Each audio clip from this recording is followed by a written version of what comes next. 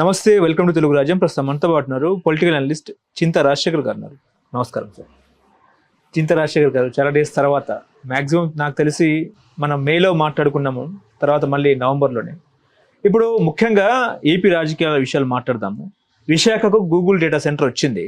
మరి Visakha Google data centre ఎవరు తీసుకొచ్చారు అంటే ఏం చెప్తారు? ముఖ్యంగా చంద్రబాబు నాయుడు, లోకేష్ గారే తీసుకొచ్చారని చెప్పేసి టీడీపీ నాయకులు మాట్లాడుతూ ఉంటే, కూటమి నేతలు గత ప్రభుత్వంలో మేమే టెంకాయ కొట్టామన్నట్టు కూడా జగన్మోహన్ రెడ్డి, మాజీ సీఎం జగన్మోహన్ రెడ్డి గారు చెప్తున్నారు. అదాన్ని తీసుకొచ్చి ఇప్పుడు గూగుల్ డేటా సెంటర్ వల్ల ఎన్ని లక్షల ఉద్యోగాలు విశాఖకు వస్తాయి, విశాఖ సిటీ ఏ రకంగా డెవలప్మెంట్ అవుతుంది, మొత్తానికి గూగుల్ డేటా సెంటర్ గురించి ఏం చెప్తారు?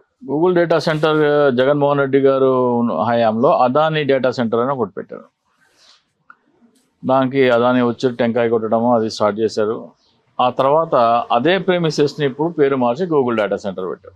ఎందుకంటే ఆ డేటా సెంటర్ గూగుల్ వాళ్ళు పెడుతున్నారు. అంటే అదానీ ఒక కాంప్లెక్స్ కడితే దాంట్లో గూగుల్ వాళ్ళు దాన్ని యూజ్ చేసుకుంటున్నారు. సో ఇనిషియేటివ్ తీసుకున్నదైతే వాస్తవంగా చెప్పాలంటే జగన్మోహన్ రెడ్డి గారి ప్రభుత్వం. జగన్మోహన్ రెడ్డి గారి ప్రభుత్వాన్ని తీసుకున్న ఇనిషియేటివ్ని ఈయన అక్కడ గూగుల్ ఆసక్తి చూపించి గూగుల్ దాంట్లో తమ డేటా సెంటర్ పెట్టడానికి ముందుకు వచ్చింది. అక్కడ పెద్దగా ఉద్యోగాలు వస్తాయి అని సాఫ్ట్వేర్ డెవలప్మెంట్ మన హైటెక్ సిటీ లాంటిది కానీ, రహేజా లాంటిది కానీ కాదు. అది ఓన్లీ డేటా స్టోరేజ్. అంటే అక్కడ required limited number of people, నాకు తెలిసి 2000-3000 మందికి అక్కడ ఎంప్లాయ్మెంట్ రావచ్చు. కానీ అక్కడ ఏంటంటే దేశవ్యాప్తంగా లేకపోతే సౌత్ ఏషియా మొత్తం డేటా అక్కడ స్టోర్ అయ్యి డిస్ట్రిబ్యూట్ అవుతూ ఉంటుంది. సో అది ఒక స్టోరేజ్ సెంటర్గానే ఉంటుంది. కానీ పెద్దగా మీకు అక్కడ మీరు సాఫ్ట్వేర్ ఇంజనీర్ వచ్చి ఉద్యోగాలు చేసి డెవలప్మెంట్ చేసేది ఏమి ఉండదు. మొత్తానికి క్రెడిట్ ఎవరికి ఇస్తారు? జగన్కి ఇస్తారా లేకపోతే చంద్రబాబుకి ఇస్తారా? ఎట్లా చెప్పాలంటే మా చిన్నప్పుడు స్కూల్లో ఒక జోక్ ఉండేది. అన్నిటికంటే చిన్న రాకెట్ తయారు చేద్దామని చెప్పేసి అన్ని దేశాలు డిసైడ్ చేసుకున్నాయంట. డిసైడ్ చేసుకుంటే ఫస్ట్ ఆఫ్ ఆల్ ఆయా దేశం, అమెరికా ఏమో దానికి షెల్ తయారు చేస్తుంది. ఓకే. మన జపాన్ ఏమో దాంట్లో ఎలక్ట్రానిక్స్ తయారు చేసింది.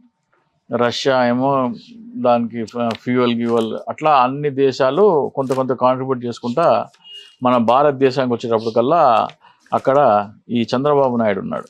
ఓకే. చంద్రబాబు నాయుడు ఈ ఐటీ ఇన్ఛార్జ్ కాబట్టి ఆయనకు అప్పు చెప్పినారు. ఏం చేయాలి, భారతదేశం ఏం చేయాలంటే దాని మీద మేడ్ ఇన్ ఇండియా అని ఆయన ఫోటో చేసుకొని పంపించాడు. ఆయన చేసింది ఏమీ లేదు, ఎవరో చేసిన దానికి ఆయన మేడ్ ఇన్ ఇండియా అని పేరు వేసుకుంటాడు. చంద్రబాబు నాయుడు చేసేది ఏంటంటే ఎవరో చేసిన పని తనదని చెప్పుకోవటం. తను ఏమి చేయకపోయినా కానీ ఎవరో చేసిన పని తనని చెప్పుకోవటము.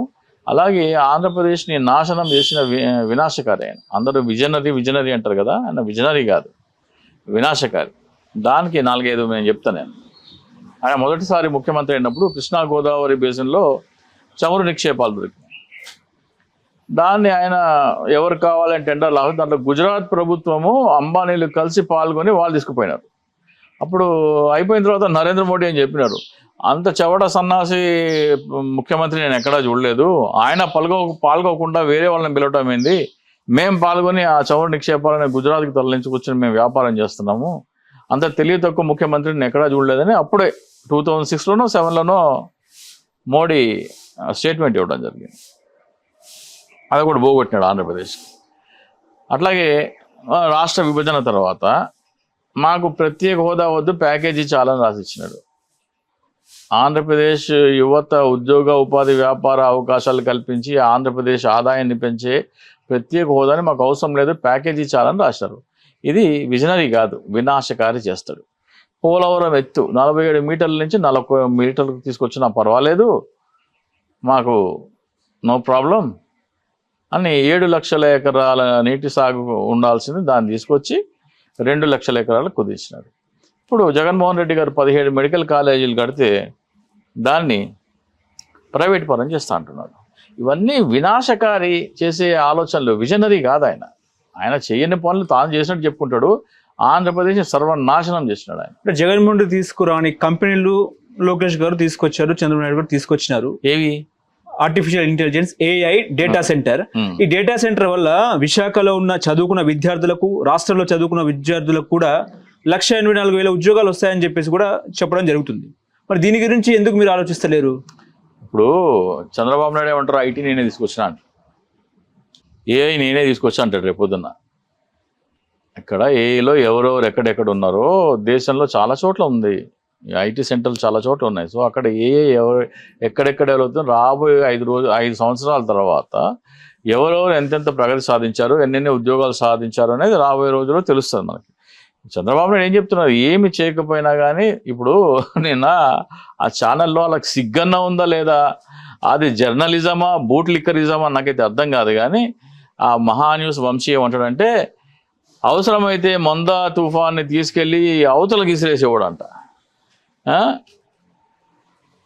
సిగ్గన్నా ఉందా, జర్నలిజమా బూట్ లిక్కరిజమా? అట్లాగే మన ఇక్కడ జమైకా బొమ్మని రాదు, మెలిసా తుఫాన్ అని ఉంది అక్కడ 200కి, దీనికంటే 10 రెట్లు పెద్దది అది. ఆడ పోయి ఆ తుఫాన్ని కూడా బయటికి ఇసిరేసి రమ్మని చెప్పండి. ఏం మాట్లాడతారు వాళ్ళు అసలు? భజన భజన భజన భజన భజన పబ్లిసిటీ చేసేది అంత సర్వనాశనం, ఏదో అద్భుతాలు చేస్తున్నట్టు జనాలకి మభ్యపెట్టడం. ఇప్పుడు ఈ 18 నెలల కాలంలో కూడా ఏంటంటే 10 లక్షల కోట్ల పెట్టుబడులు తీసుకొచ్చారన్నట్టు కూడా కూటమి మాట్లాడుతూ ఉంది. నిజంగా తీసుకొచ్చినట్టు మీరు అనుకుంటున్నారా? అంతకుముందు 5 సంవత్సరాల్లో ఏం తీసుకొచ్చినారో ఇప్పుడు కూడా అదే తీసుకొచ్చినారు. కాగితం మీద గ్రౌండ్ అయ్యేవి శూన్యం, అయ్యే ఏమి ఉండవు.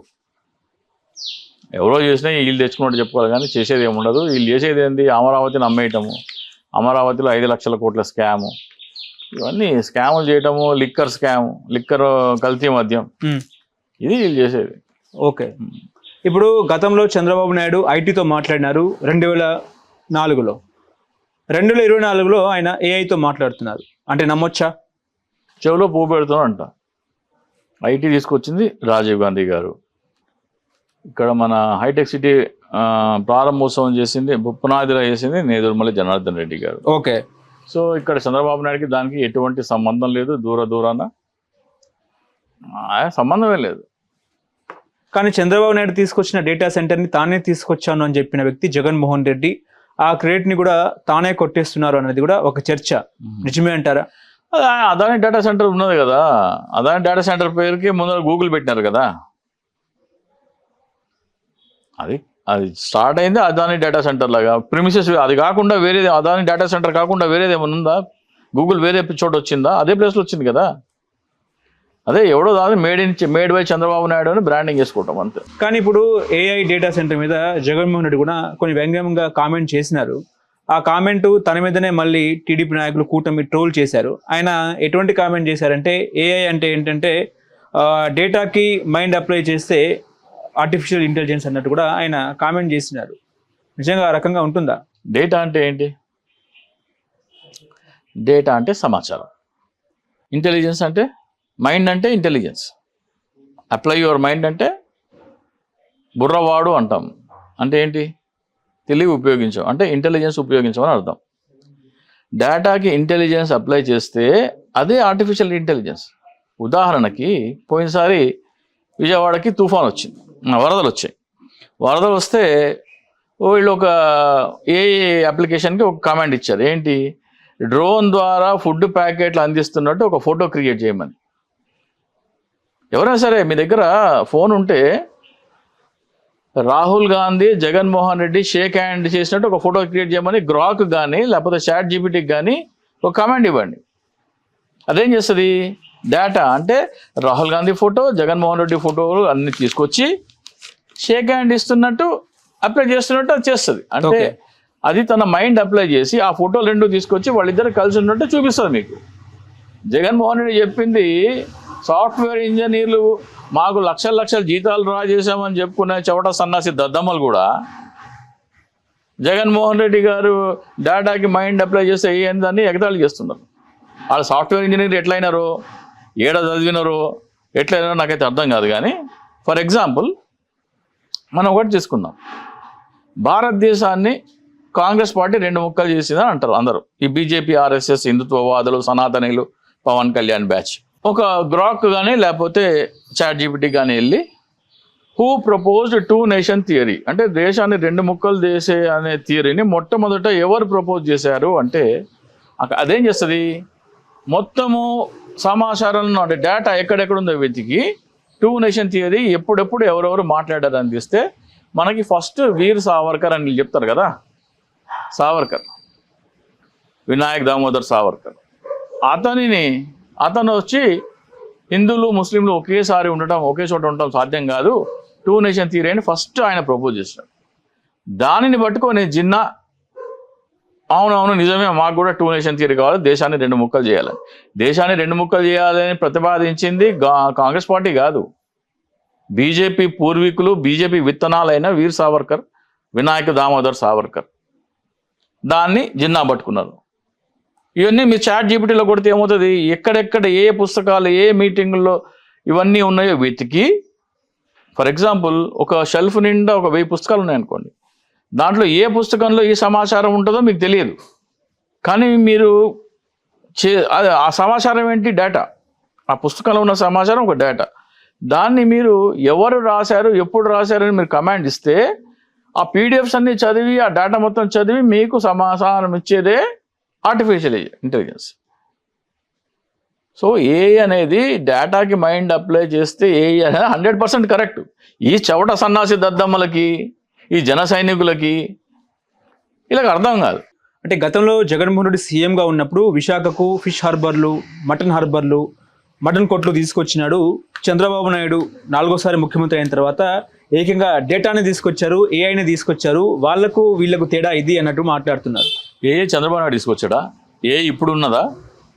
ఎప్పటి నుంచో ఉంది. దాదాపు ఒక రోబోలు కూడా తయారైనాయి, ఏదో రోబోలు కూడా తయారైనాయి జపాన్లో. చంద్రబాబు నాయుడు తీసుకొచ్చేది ఏంటి నాకు అర్థం కాదు. భారతదేశానికి చంద్రబాబు నాయుడు రాకముందరే భారతదేశంలో ఏఐ ఉంది. సో ఆయన చెయ్యంది కూడా నేను చేసినా అని చెప్పుకోవడమే. చంద్రబాబు నాయుడు చేసేది ఏంటంటే ఉన్నది అమ్మేసుకోవటము, దోచుకోవటము, తన వాళ్ళకి దోచి పెట్టడము, ఇదే.